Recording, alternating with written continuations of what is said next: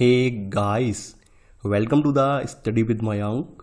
मैं हूं आपका मयांक और आज ला रहा हूं मैं आपके लिए NCERT हिस्ट्री क्लास 8 के MCQ।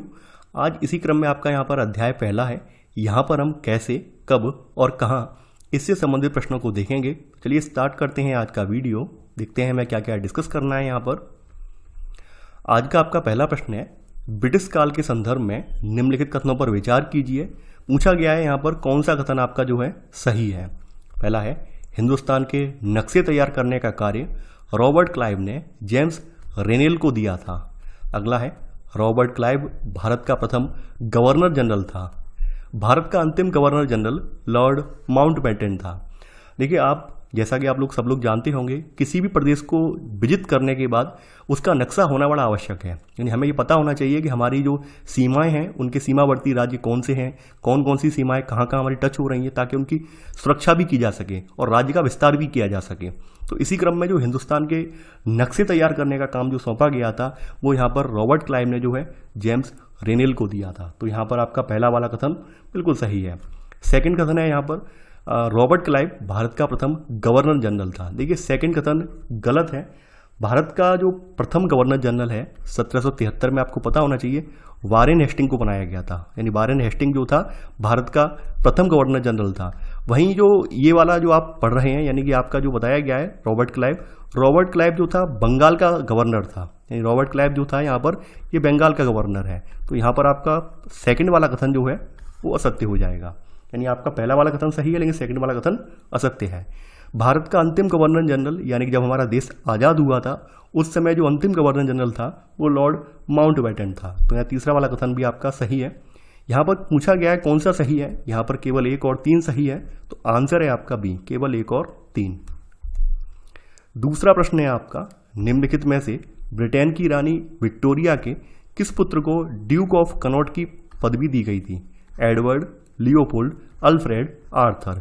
देखिए, यहाँ पर महारानी जो विक्टोरिया थी, तो इनके 4 पुत्र थे, एडवर्ड, लियोपोल्ड, अल्फ्रेड और आर्थर। तो आर्थर को यहाँ पर ड्यूक ऑफ कनॉट की पदवी से सम्मानित किया गया था। तो यहाँ पर सेकंड का आंसर है आपका डी, यानी कि यहाँ पर आर्थर है। तीसरा प्रश्न है अब आपका, a history of British India नामक पुस्तक निम्नलिखित में से किसके द्वारा लिखी गई? James Mill, John Stuart Mill, James Prinsep, James Rennell. देखिए, बात करें यहाँ पर a history of British India पुस्तक की, तो यहाँ पर 1817 में यहाँ पर एक स्कॉटलैंड के अर्थशास्त्री हैं और ये राजनीतिक दार्शनिक भी हैं, जेम्स मिल। तो इन्होंने 3 विशाल खंडों में ए हिस्ट्री ऑफ ब्रिटिश इंडिया नामक एक पुस्तक लिखी है। और यहाँ पर भारत के इतिहास को हिंदू, मुस्लिम और ब्रिटिश इतिहास में इन्होंने डिवाइड किया है। यानी यहाँ पर भारत के इतिहास को 3 में इन्होंने डिवाइड किया है, हिंदू, मुस्लिम और ब्रिटिश में। तो यहाँ पर आपका पहला वाला कथन सही है, तो आंसर है यहाँ पर ए। चौथा प्रश्न है अब आपका, जेम्स मिल के एशियाई समाज के प्रति विचारों के संदर्भ में निम्नलिखित कथनों में से कौन सा सही नहीं है? यानी जेम्स मिल एशियाई समाज के बारे में किस तरह के विचार अपने रखते थे, तो उन विचारों के बारे में हम यहाँ पर जानेंगे। पहला है, मिल को लगता था कि सभी एशियाई समाज सभ्यता के मामले में यूरोप से पीछे हैं और ब्रिटिश शासन भारत को सभ्यता की राह पर ले जा सकता था। मिल ने सुझाव दिया था कि अंग्रेजों को भारत के सारे भूभाग पर कब्जा कर लेना चाहिए ताकि भारतीय जनता को ज्ञान और सुखी जीवन प्रदान किया जा सके। तीसरा है, जेम्स मिल की इस धारणा में अंग्रेजी शासन निरंकुशता और अत्याचार का प्रतीक था। अगला है, इतिहास की उनकी समझदारी ये थी कि भारत में अंग्रेजों के आने से पहले यहाँ हिंदू और मुसलमान तानाशाहों का ही राज चलता था। देखिए, यहाँ पर सबकी अपनी अपनी राय होती है, सब अपने अपने तरह से विचार करते हैं। तो इसी क्रम में यहाँ पर जो जेम्स मिल हैं, इन्होंने भी, जिन्होंने ये इतिहास लिखा था, इनकी भी एक अपनी राय बनी हुई थी, खास करके भारतीय समाज के बारे में। तो मिल को यही लगता था कि ये जो एशियाई समाज है, खास करके जो दक्षिण एशिया वाला समाज, यानी भारत का समाज है, भारत के उपमहाद्वीप में और पड़ने वाले समाज हैं, तो ये इनका मानना ये था कि सभ्यता के मामले में यूरोप से बहुत ज़्यादा पिछड़ा हुआ है। तो यहाँ पर केवल ब्रिटिश शासन ही भारत को सभ्यता की राह दिखा सकता है, ऐसा मिल का मानना था। तो पहला वाला कथन बिल्कुल सही है।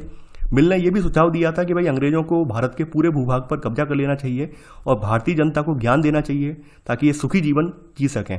तो यहाँ बी वाला कथन भी सही है। मिल का ये भी मानना था कि भाई जो भारत पर ब्रिटिश शासन यहाँ स्थापित हुआ है, तो ये शासन वास्तव में निरंकुशता और अत्याचार का प्रतीक नहीं है, बल्कि इन्होंने ये माना था कि ये प्रगति और सभ्यता का प्रतीक है। यानी कि यहाँ पे भारत पर ब्रिटिश शासन, जो ब्रिटिश हुकूमत कर रहे हैं, ये प्रगति और सभ्यता का प्रतीक माना जाएगा, क्योंकि भारतीय बिल्कुल जंगली है इनके, यानी भारतीयों को इन्होंने बिल्कुल असभ्य माना है अपनी नज़रों में। इनके सामने इनका मानना ये था कि यूरोपीय लोग ज़्यादा शिष्ट हैं, ज़्यादा सभ्यता वाले हैं, और यहाँ पर जो भारतीय लोग हैं वो कहीं ना कहीं बिल्कुल घटिया किस्म के लोग हैं। तो यहाँ पर ये मानते थे कि अगर ये ब्रिटिश शासन इनके ऊपर बना रहेगा तो ये इनके लिए प्रगति और सभ्यता का प्रतीक होगा। तो यहाँ सी वाला कथन असत्य है। अगला है यहाँ पर डी वाला, इतिहास की उनकी समझदारी ये थी कि भारत में अंग्रेजों के आने से पहले यहाँ हिंदू, मुसलमान, तानाशाहों का ही राज चलता था। देखिए यहाँ पर भारतीय इतिहास के संदर्भ में जो इन्होंने पुस्तकें लिखी हैं, पुस्तक लिखी है इन्होंने, यानी कि ए हिस्ट्री ऑफ ब्रिटिश इंडिया, तो इसमें जो भी पूर्व का इतिहास इन्होंने दर्ज किया है, तो उसमें इन्होंने कुछ हिंदू और मुस्लिम शासकों के बारे में कुछ ऐसा ही लिखा है कि यहाँ पर ये पहले जो ये शासक थे, इन्होंने प्रॉपर तरीके से शासन नहीं किया है, कुछ इसी तरह से अपने मनमाने ढंग से शासन किया है, इस तरह की बातें इन्होंने लिखी हैं।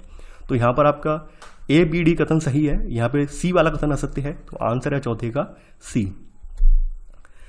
पांचवा प्रश्न है आपका, भारत में अंग्रेजों के शासन के युग को भारतीय इतिहासकारों ने किस युग की संज्ञा दी है? स्वर्णिम युग, औपनिवेशिक युग, व्यापारिक युग, इनमें से कोई नहीं। देखिए यहाँ पर आप अगर देखेंगे, यानी जो ब्रिटिश साहित्यकार हैं, ब्रिटिश इतिहासकार हैं, उन्होंने तो ये भारत के ऊपर अंग्रेजों का शासन स्थापित होने को बड़ा गौरवान्वित, महिमा मंडित किया है, लेकिन हकीकत इससे कोसों दूर थी। अगर आप देखेंगे तो आप ये पाएंगे कि अंग्रेजों ने केवल और केवल हमारे देश को लूटा खसूटा है, यहाँ के संसाधनों को ले जाकर अपने ब्रिटेन को समृद्ध बनाया है, और यही हकीकत है। तो भारतीय इतिहासकारों की नज़र में इस तरह के शासन को औपनिवेशिक युग वाला शासन माना जाता है, यानी कि यहाँ पर अंग्रेज किसी भी तरह की प्रगति के उद्देश्य से नहीं आए थे, बल्कि केवल और केवल अपना खजाना भरने के उद्देश्य से आए थे, केवल और केवल ब्रिटेन को समृद्ध बनाने के उद्देश्य से आए थे। उनका उद्देश्य ये बिल्कुल नहीं था कि भारत पर हम यहाँ पर प्रॉपर तरीके से यहाँ का विकास करेंगे, ऐसा उनका बिल्कुल भी उद्देश्य नहीं था। तो इस तरह के शासन को औपनिवेशिक युग कहा गया है। तो पांचवें का आंसर होगा यहाँ पर बी वाला।